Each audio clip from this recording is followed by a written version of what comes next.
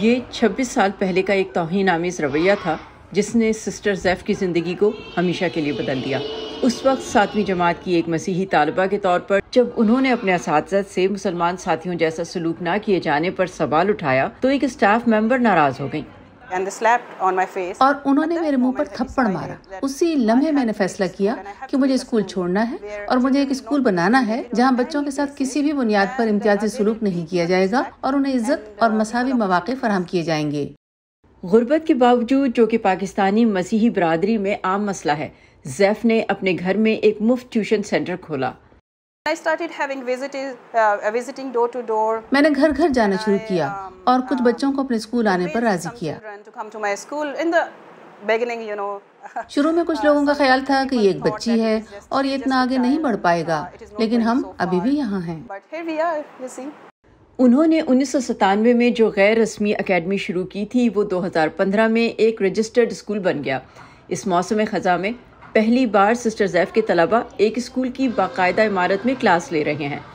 زفینیا women's education and empowerment foundation school میں تقریباً 200 Christian اور مسلمان بچے کنڈرگارٹن سے 10ویں جماعت تک عطیہ دہندگان کے تعاون سے مفت تعلیم حاصل کرتے ہیں۔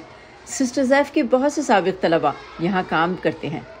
یہاں پہ ہماری ٹیچرز، اگر ہمارے میں کانفیڈنس نہیں ہے تو اگر ٹیچرز ہماری ہیلپ کرتی ہیں ہر ایک چیز میں، ہمیں یہاں پہ مارا بھی نہیں جاتا۔ گورنمنٹ اسکولز میں ہوتا ہے کہ کافی بچوں کو مارتے ہیں۔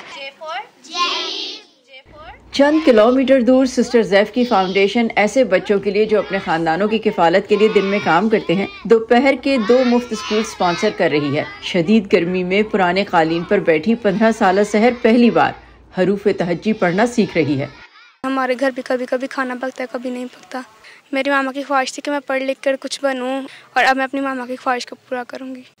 پاکستان میں تقریباً 2 کروڑ 30 لاکھ بچے اسکول نہیں جاتے، جس کی بڑی وجہ غربت ہے۔ ان کو ضرورت ہے کہ ان کو ایجوکیشن دی جائے۔ جس بچے کو اپنا نام بھی نہیں لکھنا آتا وہ کس طرح سے سروائیو کرے گا اگلی صدی میں، جب دنیا میں 70% جابز ہیں وہ ساری IT میں ہو جائیں گی۔ پچھلی 2 دہائیوں کے دوران سسٹر زیف کی فاؤنڈیشن نے سینکڑوں بچوں کو تعلیم حاصل کرنے میں مدد دی ہے۔ یہ کرتے ہوئے خود انہوں نے 2 ماسٹرز کی ڈگریاں حاصل کر لی اور اپنے اسکول کو سپورٹ کرنے کے لیے مختلف ملازمتیں کی اور اپنے کمیونٹی کے کام کے لیے کئی ایوارڈز جیتے، جن میں خواتین کو مالی طور پر بااختیار بنانے کے لیے ہنرمند بنانے کا مفت مرکز بھی شامل ہے۔ اگر میں یہ نہیں کروں گی تو کون کرے گا؟ اگرچہ وہ راہبہ نہیں ہیں، لیکن وہ کہتی ہیں کہ وہ چاہتی ہیں کہ ہر کوئی انہیں اپنی بہن کی طرح ہی سمجھے۔ سارہ زمان کے ساتھ صبا شاہ خان، وائس آف امریکہ۔